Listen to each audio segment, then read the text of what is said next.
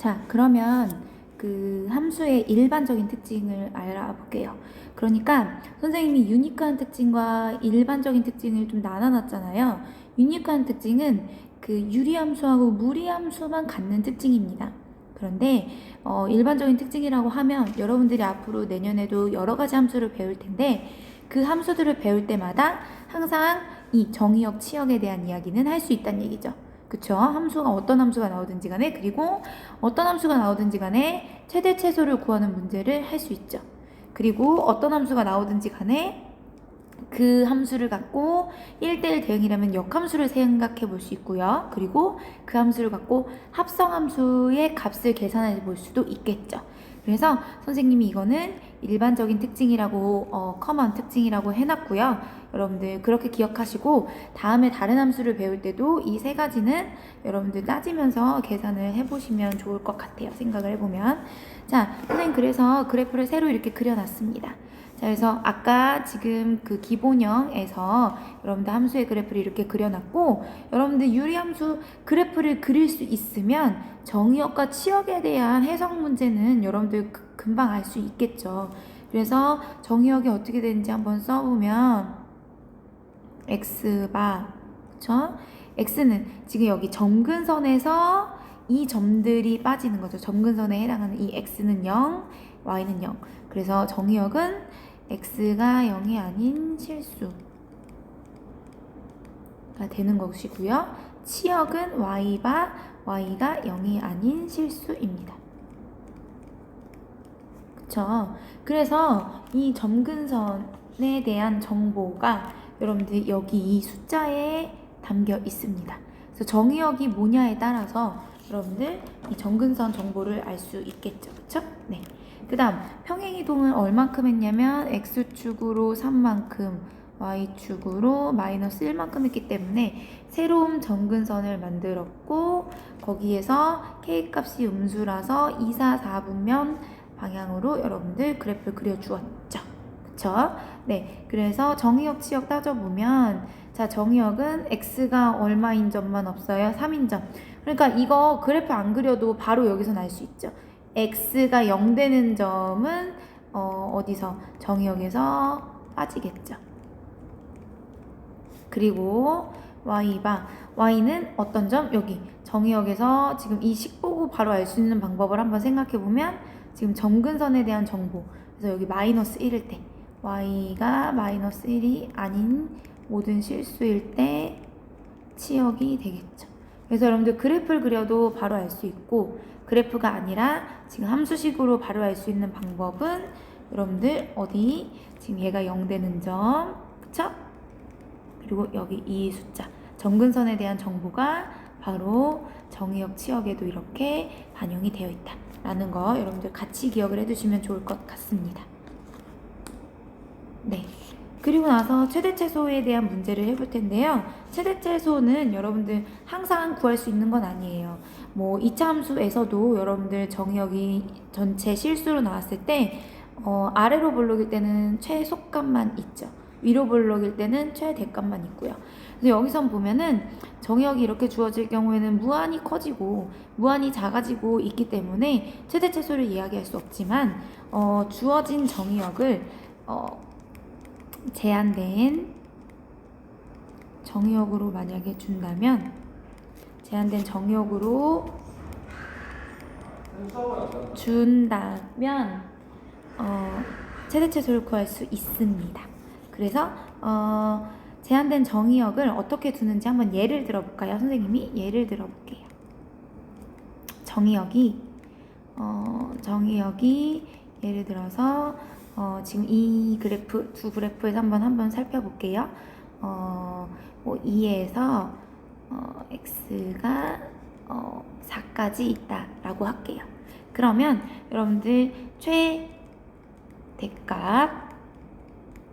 최소값을 한번 생각을 해보면, 자, x가 2라고 한다면 지금 여기 2인 경우가 어디냐면은 여러분들 그래프에서 한번 볼래요?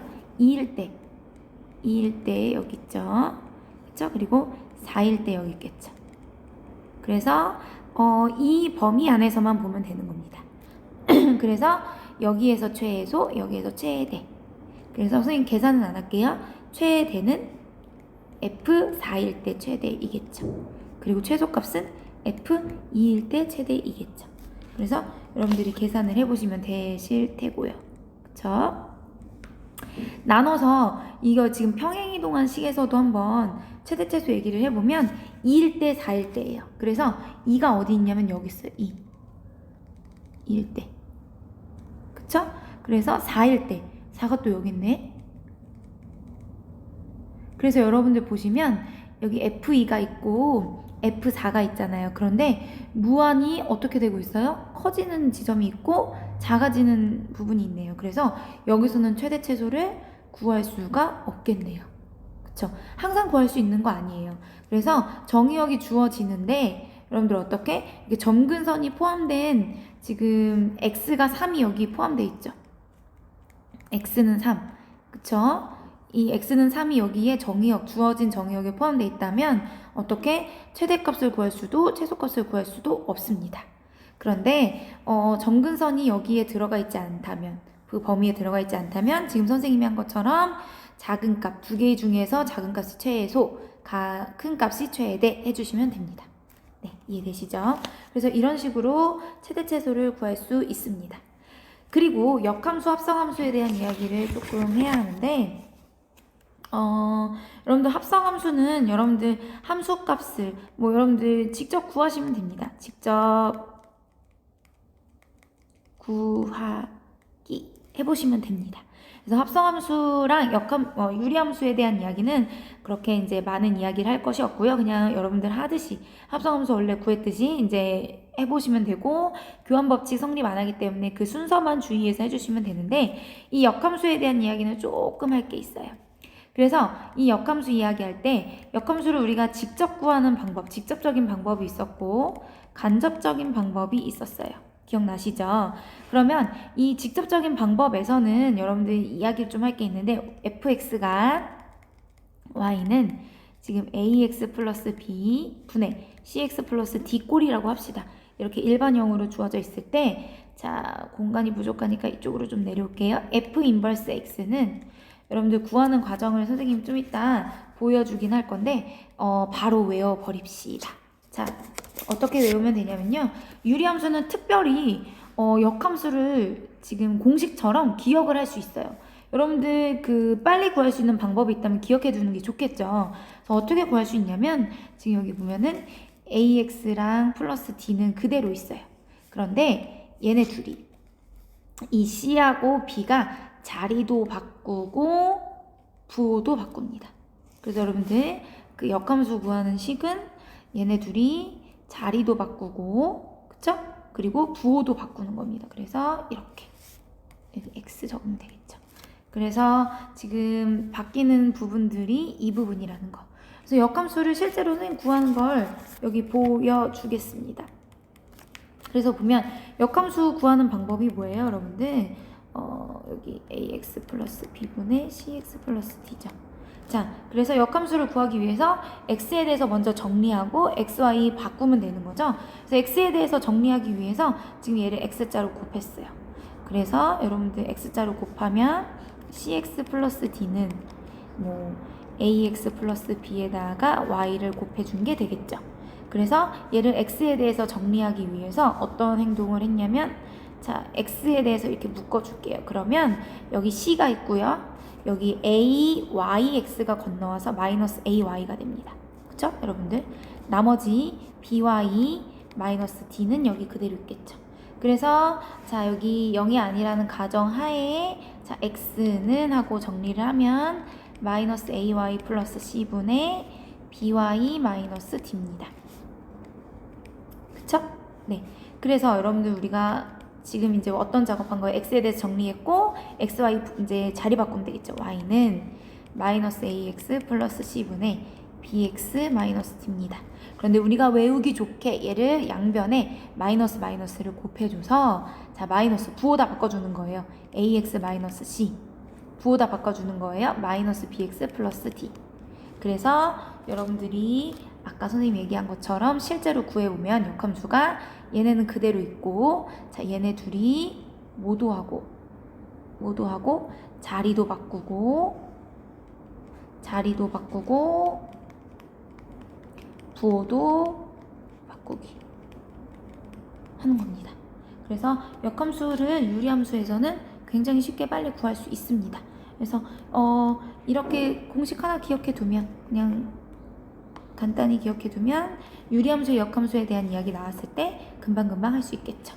자, 그렇다면 간접적인 방법도 선생님 있잖아요. 이것도 쉽게 우리 할 수 있지 않을까요? 라고 하는데, 자, 간접적인 방법은 뭐였어요? F 인버스 A가 B이면 어떻게?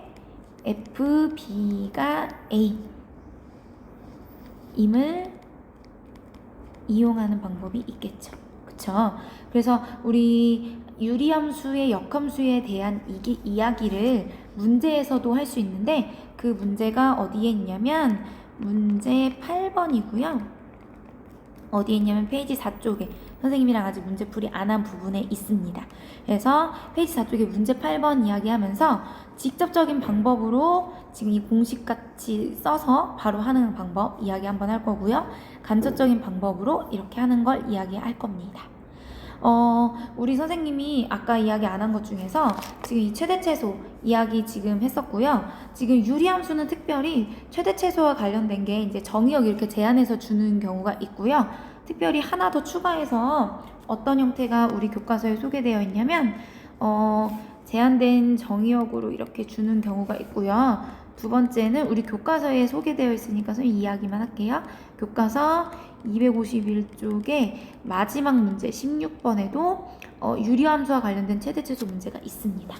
그래서 여러분들 이것도 한번 풀어보시면 좋을 것 같아요.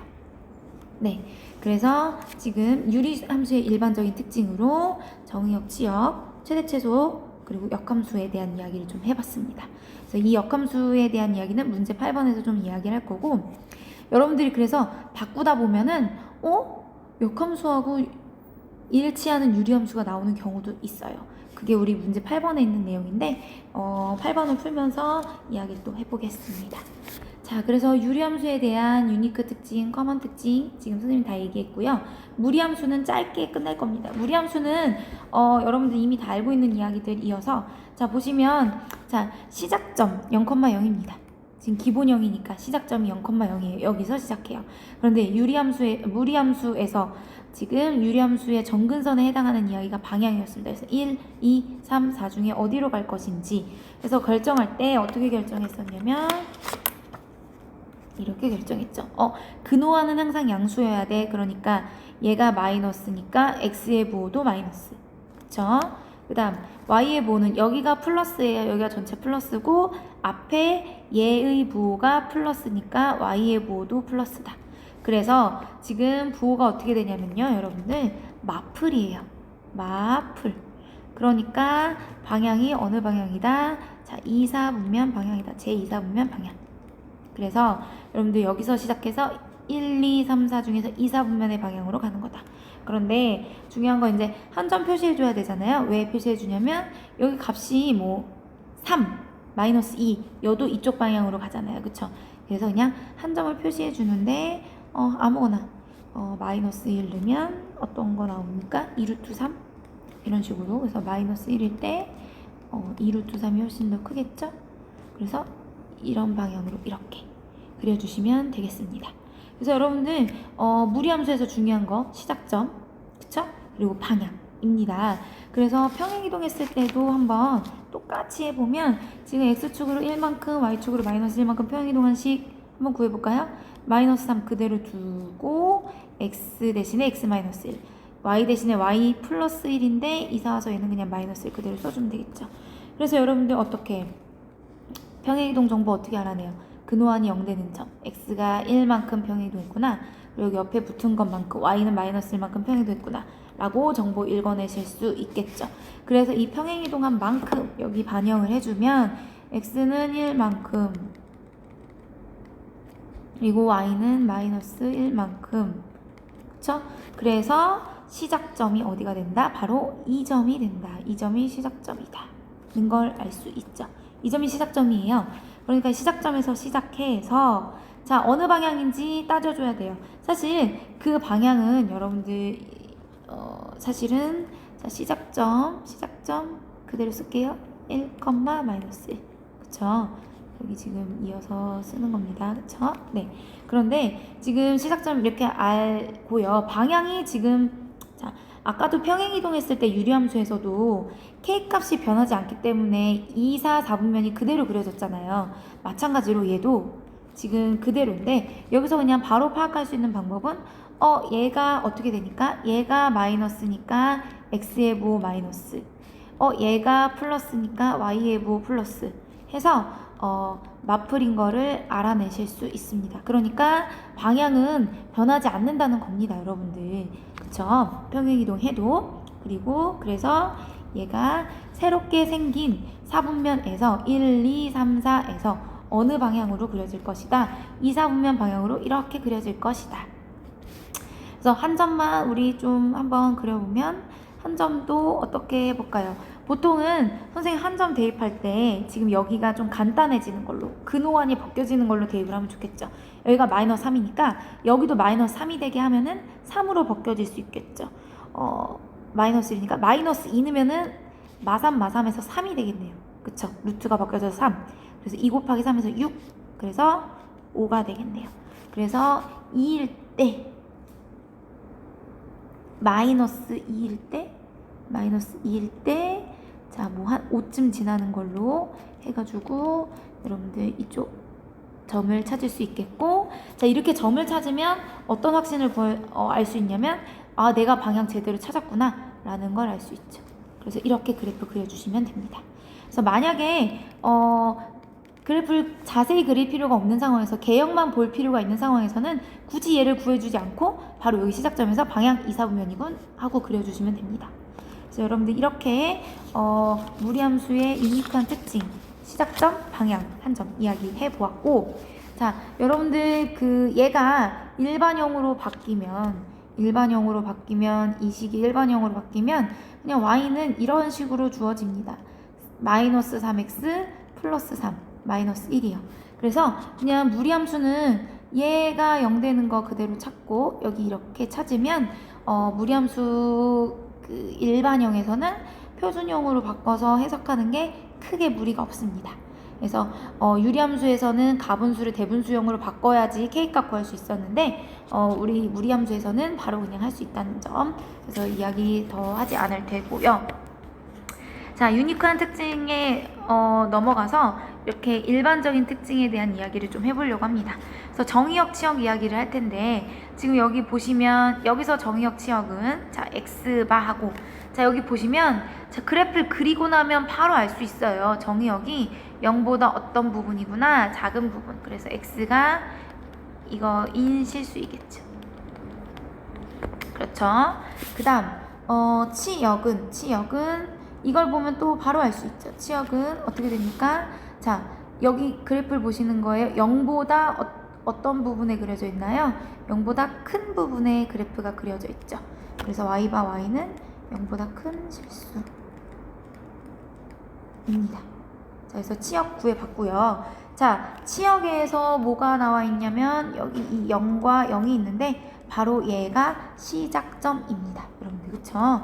그래서 여기로 옮겨가서 우리가 정의역 치역을 구해도 자, x는 하고 여기서 이 그래프를 보시면서 하시면 됩니다. 그쵸? 이 그래프를 보시면 시작점 1보다 어떤 쪽? 예, 작은 쪽. 평행이동한 만큼 정보 반영됩니다. 치역은 y가, 자 여기 그래프 보실까요? 그래프 보시면 마이너스 1보다 다 어떤 쪽? 큰 쪽 위에 있잖아요. 그쵸? 그래서 이거인 실수입니다. 그래서 알고 보니 정의역 치역에도 지금 평행이동의 정보가 있다는 겁니다. 그렇죠, 여러분들? 네. 그리고 최대 최소가 주어진다면 여기서도 마찬가지로 제한된 정의역을 여러분들 줄 것입니다. 그래서 제한된 정의역을 줄 때 최대 최소 구하는 문제가 우리 프린트에도 있어요. 문제 10번 페이지 6쪽에. 그래서 여러분들 꼭 한번 풀어보시고 무리함수 최대체수는 굉장히 무난해요. 어떤 식이냐면 정의역이 예를 들어서 뭐 정의역이 뭐 마이너스 1부터 뭐 마이너스 5까지 줬다. 그러면 이 범위 안에서 제한된 정의역의 범위 안에서 더 작은 게 최소, 더 큰 게 최대 하시면 됩니다. 그래서 이 문제에서 실제로 한번 여러분들 풀어보실 거고요. 자, 그리고 이 역함수, 합성함수에서는 무리함수에서는 합성함수 관련해서도 그냥 기본적으로 해주시면 돼요. 크게 어려운 얘기가 없고, 이 역함수 관련해서는 여러분들 어떤 내용을 기억해 주시면 좋으냐. 무리함수의 역함수는 뭐가 된다? 2차 함수다. 그래서 무리함수의 역함수는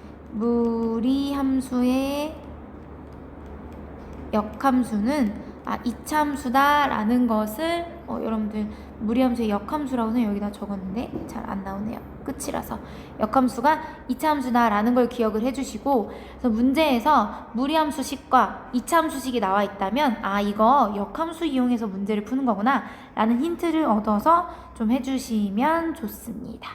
그래서 여러분들 무리함수에 대한 그 유니크한 특징 그리고 일반적인 특징에 대한 이야기까지 다 해보았습니다.